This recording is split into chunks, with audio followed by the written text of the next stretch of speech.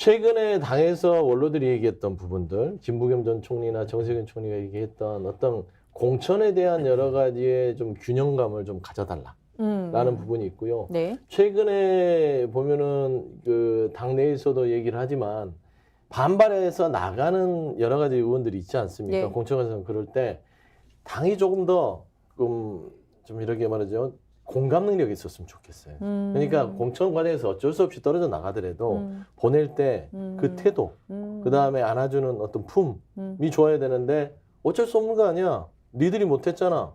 근데 왜 이렇게 시끄럽게 라고 하면 그래도 그동안 같은 당에서 10년 넘게 같이 동지로서 살아왔는데 좀 야박한 모습들을 보여줬을 때 국민들이 객관적으로 봤을 때 야, 민주당 참 야박하구나. 그런 지적들이 있거든요. 저는 그 두 가지를 좀 고심을 하셔가지고 좀 국민들한테 내비치는 모습들이 좀 제자리로 돌아왔으면 좋겠다 정도 좀 뭐 제안 제시를 하고 싶습니다. 네. 예, 지금 말씀하신 것처럼 여론이 출렁이고 있는 이후에 민주당의 공천 논란이 있습니다.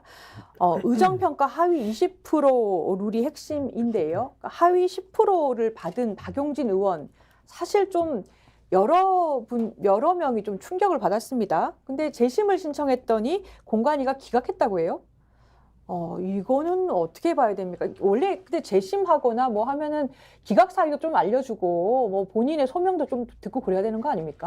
근데 이제 민주당이 늘 자랑하고 자부심을 가졌던 것이 소위 말하는 이제 시스템 공천이라서 어떤 특정 정치인의 그런 뭐 제왕적 당대표 이런 것들이 작동하지 않는다. 저는 사실 민주당이 그래도 민주주의의 측면에서는 저는 상당히 그래도 우리나라에서 많은 부분을 견인해 왔다라고 생각을 하고 또 정당의 수준도 저는 매우 높은 축에 속했다고 생각을 하는데 이번에 이재명 대표가 운용하는 시스템 이 시스템 좀 많이 고장이 난 것 같아요. 그럼 저는 이 고장난 시스템에 대해서는 수리가 필요하거나 시스템의 교체가 필요한데 지금 이재명 대표는 정당한 공천이다라고 주장을 하고 있는 것이고 지금 뭐 하위 10%로 또 분류된 분들 중에서 또 의외라고 지금 평가받는 뭐 박용진 의원이나 뭐 김영주 부의장 이런 분들은 또 강하게 반발을 하고 있거든요. 그렇다면 교체의 명분이나 이유가 좀 어느 정도 당내 구성원들이 전반적으로 수긍할 수 있는 정도의 수준은 좀 돼야 되는데 예. 좀 이런 식으로 본인과 정치적 경쟁 상대에 있던 분들을 좀 인위적으로 교체하는 이런 수법으로 그 수법으로 수단으로 이런 시스템을 악용한 거 아니냐 이런 비판을 받을 수는 있거든요. 그래서 저는 좀 이재명 대표의 리더십이 늘 이렇게 좀 문제 제기가 되어 왔는데 지금 이 총선은 저는 매우 어려운 이재명 대표에게는 굉장히 어려운 난이도의 저는 고난이도 숙제라고 보거든요. 이거 좀 만만하게 생각해서 풀었다가는 저는 매우 좀 어려워질 수 있다. 이런 생각이 좀 듭니다. 혹시라도 이재명 예. 당대표가 이번에 공천 과정에서 직접 개입해서 박용진 하위 20% 10% 들도록 하라고 의심하는 사람이 있습니까? 아마 지금 여론의 흐름으로 보면 또는 보수 언론에서 문제 제기하는 걸 보면 분명히 개입했을 것이라고 단정 또는 추측하지 않습니까? 증거가 있습니까? 실제 증거가 없을 뿐만 아니라 공관위는 지금 현재 당대표나 최고위원회의에서도 통제가 안 돼서 좀 더 원활하게 좀 더 공정하게 좀 더 투명하게 해줬으면 좋겠다고 요청을 했는데도 엊그제 박용진 의원이 요구했던 그 내용에 대해서 이런자에 거절합니다. 이유는 우리는 시스템에 의해서 명확한 기준과 예. 통계를 가지고 했기 때문에 이것은 재심 대상이 아예 되지 않는다. 법원에 그렇게 하지 않습니까? 법원에 우리가 항소를 하지 않습니까? 항소 기각 왜 합니까?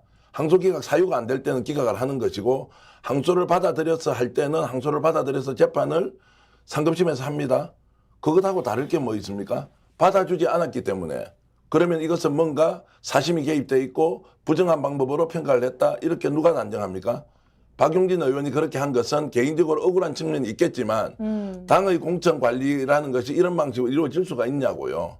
만약에 그렇게 했다면 이재명 당대표가 총선의 책임을 져야 되는 것뿐만 아니라 이 사람은 지금 대선 나가야 되는 사람 아닙니까? 한 사람이라도 자기가 통합적 행보를 통해서 어떤 식으로든 대권에서 수권 능력을 보여주면서 정권을 교체를 해야 되는 사람이 여기에 개입을 한다?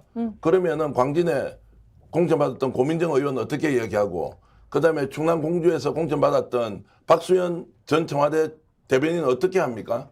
설명을 할 수 없지 않습니까? 광주에 지금 떨어진 4명, 현역 다 4명이 줄줄이 낭만인데 거기에서는 친명이 3명입니다. 이건 또 어떻게 설명하냐고요. 그래서 한 단면만 보고 개인은 억울함을 호소할 수 있지만 이것이 당의 공천 관리 전체가 엉망진창이고 이재명이 다 개입했다. 이런 식으로 하는 것은 문제가 상당히 많다. 그러면 그렇게 개입했다는 것이 있으면 증거를 가지고 항소를 해라. 느낌 가지고 항소하면서 결국 사당화됐네. 이런 방식으로 몰고 가는 것은 저는 매우 잘못됐다고 생각을 합니다. 그러니까 박용진 의원이 워낙 언론 노출이 많이 있었고 뭐 재벌 저격수라든가 의정 활동 부분에서 평가가 좋았을 것이다라고들 기대를 하다 보니까 정성 평가도 있고 정량 평가도 있지 않습니까? 그래서 기준에 대해서 좀 의문들이나 뭐 충격이다 이렇게 받아들여지는 면이 있는 것 같아요. 근데 지금 친명 횡재, 뭐 비명 횡사 뭐 이런 언론 기사들이 나오고 있는데 공관위가 노웅래, 이수진, 양기대 의원 같은 현역한테 컷오프 했고요. 또 반면에 단수 공천된 사람들을 보면 친명으로 분류가 되던 안규백, 장성태 등등이 있습니다. 당장 이수진 의원 탈당 선언했죠. 자, 이 파장 어떻게 봐야 됩니까? 그러니까 공천 과정마다 내리는 파장은 있어요. 뭐 삭발도 하시고 뭐 단식 시위는 늘상 있어 왔잖아요. 저희가 그거 봐왔는데 일단 좀 제가 아까도 말씀드린 게 그런 거예요. 당이 공천 시스템이 당연히 돌고 있습니다. 투명한 입장에서 공정한 입장에서 시스템이 돌아가면서 공천이 이루어지지 시스템 다 망가진 상태에서 어떻게 대표가 나서서 이 사람 해, 이 사람 잘라내, 이 사람 해줘 이러지는 않죠. 할 수가 없고. 근데 다만 제가 말씀드리는 거는 테크닉적 측면입니다. 기술적으로 이거를 잘 풀어나가야 되는 것이죠. 당연히 파열음은 있어요. 공천마다. 근데 이게 그 주위에서 대표를 위시로 한 지도부가 이걸 테크닉적으로 이분들이 이런 파열음이 나지 않도록 여러 가지의 어떤 과정들을 조금 더 숙고하고 잠재우고 그들에게 명분을 줬다면 이런 파열음들이 조금 덜 할 수 있다는 건데 좀 가끔씩 보면서 이게 그 상임 고문들도 얘기하는 그겁니다. 거칠다. 거칠다는 거예요. 그냥 클리어하게 해버리면 좋은데 클리어하지 않고 통보 방식이 되고 뭔가 그들에게 예를 들면 같이 했기 때문에 하위 10% 20%된 의원들은 미리 얘기를 해서 불출마를 하거나 아니면 험지를 가거나 아니면은 경선을 하거나 의견을 들어서 수용을 해주는 거예요. 그러면 당신들의 의견을 내서 우리 당에서 수용을 했어. 그래도 당에 뭐 10년 넘게 아니면 4년 넘게 이렇게 당에서 같이 했던 동지들이니까 뭐 우리는 그 당이 당신들이 하위 20% 10% 나왔다 하더라도 그런 의견을 충분히 수용할 테니까 얘기하셔. 이렇게 먼저 사전작업이 있었다면 지금 이분들의 지금 외침이나 불평불만은 명분이 없죠. 근데 갑작스럽게 이런 게 이루어지다 보니까 튀어나오는 거예요. 저는 이런 테크닉적인 측면에서 좀 부족함이 있다고 저는 비판하는 것이고 향후에 이거를 빨리 봉합을 하려면 이런 부분들을 조금 더 보듬으면서 가는 아니면 조금 더 좀 의심이 덜 되는 부분들을 클리어하게 얘기하는 거. 재심도 박용진 의원도 그렇습니다. 본인이 재심이 공안에서 열리기도 전에 본인 통보받았다는 거잖아요. 근데 재심을 할 때는 소명을 할 수 있는 기회를 줘야 되고 그다음에 거기에 대한 어떤 근거 자료를 달라면 주는 것이에요. 저는 그런 것들을 당에서 명확하게 줘버리면 되는 겁니다. 근데 그거를 못 주겠다고 버티는 순간 이거는 말하자면 투명성이 사라지기 때문에 문제가 계속 불거진다. 저는 그런 여러 가지 디테일들을 좀 고민해달라는 요구를 하는 것입니다. 지금 세 분이 입장이 굉장히 쫙 갈리는 것 같아요. 그러니까 시스템 공천한 것이다. 이거는 사천 의혹이 있을 수밖에 없다. 그리고 테크닉이 좀 더 있었어야 한다. 이런 평가네요. 제가 서영주 이제 대변인 말씀에 충분히 공감도 하고요. 리더십이나 관리 능력이 부족하다는 것은 저는 뭐 100번 공감을 하고요. 다만 이게 이제 공개 문제는 한번 생각해 봅시다. 동작을에 이수진 의원이 이제 컷오프 됐습니다. 의원 평가가 어떻게 나왔겠어요? 평소에 저분이 해왔던 의원들 그리고 당내의 평가가 만약 정량화되어 있는 또는 정성화되어 있는 내용이 공개가 다 돼버리면 어떻게 하죠?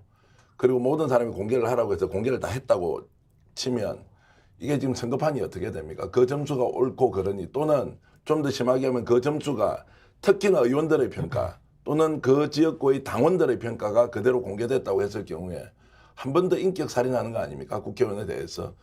공천이라는 것은 그 지역구에 활동했던 국회의원을 다시 공천을 줘서 우리가 이길 것이냐 아니면 사람을 바꾸는 것이 좋을 것이냐라고 매우 정무적으로 판단하는 것이지 무슨 우리가 시험을 쳐서 100점 만점에 90점은 되고 80점은 안 되는 이런 게임이 아니지 않습니까? 그러면 저는 최소한 공천이라는 것은 그 과정에 탈락하는 사람들의 불만은 터져나올 수밖에 없지만 최종적으로 공천을 다 끝냈을 때 어떤 인물이 나와서 우리 당을 대표해서 선수로 뛰느냐는 것 아닙니까? 의원들은 이런 생각할 수 있겠죠. 내가 4년 동안 8년 동안 지역구 활동을 했는데 그 지역구는 정말 내 것이다. 솔직히 그 지역구가 자기 겁니까? 그러면 그 앞에 했던 국회의원은 뭡니까? 그때 본인이 바뀔 때는 어떤 과정으로 바뀌었습니까? 이것은 당에서 결정하는 것이고 공천관리 규칙에 의해서 하는 것인데 부분적으로 잘못된 부분이 있다 하더라도 본질적으로는 당이, 민주당이, 국민의힘이 정무적으로 판단하고 정치적으로 판단해서 후보를 결정하는 과정이니 억울하다 하더라도 종합적으로 보면 받아들일 수밖에 없는 것 아니냐. 그런데 단식한다고 들어 누워버립니다. 내 이재명 지금까지 평생 지지했는데 네 어려울 때 그 앞장서서 싸워줬는데 너 나한테 이렇게 할 수 있어? 나한테 보복을 해? 이게 진짜 정치가 맞습니까? 라는 저는 오히려 질문을 좀 던지고 싶습니다. 그럼 저는 이제 좋은 공천이 뭔가에 대한 좀 질문을 던져봐야 될 것 같은데요. 예. 결국 정당에서 공천을 하는 이유는 본선에서 이기기 위한 거 아니겠습니까? 그렇죠. 그렇다면 더 많은 국민들이 공감을 얻는 후보들을 내는 당이 더 공천 잘했다라고 볼 수밖에 없는데 아무래도 지금 한국에 있는 두 양대 정당은 서로 이제 못하기 경쟁 많이 하기 때문에 누가 더 못하느냐 지금 완전히 지금 소극적인 경쟁을 하고 있거든요. 근데 저는 이번에 이재명 대표의 공천에서의 이런 파열음을 보면서 이건 어떤 개개인들을 가지고서 전체를 다 해석하기는 어렵고요. 전체적으로 당에서 하는 이 공천의 경향성을 놓고 오히려 판단해야 된다고 보는데 전 이 생각이 듭니다. 이재명 대표를 선출하고 지금까지 끌고 온 민주당의 그 가장 주된 논리는 이거였습니다. 대안이 없다. 이재명 대표에는 대안이 없다라고 하면서 많은 문제 제기와 지적이 있고 이거 총선 앞두고 굉장히 위험하다라고 했지만은 그대로 밀어붙였거든요. 근데 그 논리를 그대로 한다 그러면은 민주당 안에서는 다수파와 소수파의 교체 가능성이 이제 사라지는 겁니다. 그러니까 이재명 대표밖에 대안 가능성이 없어서 예. 힘을 다 몰아주다 보니까 이제 와서는 그럼 과연 민주당에서 이재명 대표 말고 다른 소수파들도 한번 힘을 얻을 수 있는 기회조차 있는 당이냐? 있으면 그 당은 생명력이 있는 정당이고 건강한 정당이고 만약에 그게 없다 그러면은 죄송한 말씀입니다만은 생명력이 죽은 정당이고 사당화되는 거거든요. 그러니까 요 기로에 지금 서 있다. 그렇다면 제가 이걸 전체적으로 평가하는 주된 논거 중에 하나는 이낙연 총리야 뭐 그동안 비판도 많았고 아예 분당까지 하셨으니까 그러려니 하고 남아 계신 정세균 총리나 김부겸 총리 같은 분들도 민주당에서 상당한 역할들을 해오신 분들이거든요. 근데 이분들조차도 지금 이재명 대표의 행보에 대해서 우려의 말씀을 하고 있다면은 전체적인 부분에서의 공천 문제 이건 좀 곱씹어볼 필요가 있다. 저 그런 생각이 좀 듭니다. 스픽스는 말하는 언론입니다. 대세는 유튜브, 그중에서 스픽스. 좋아요, 댓글, 구독, 알림 설정. 여러분이 저희를 사랑해 주시고 우리가 여러분을 사랑하는 4가지 방법입니다.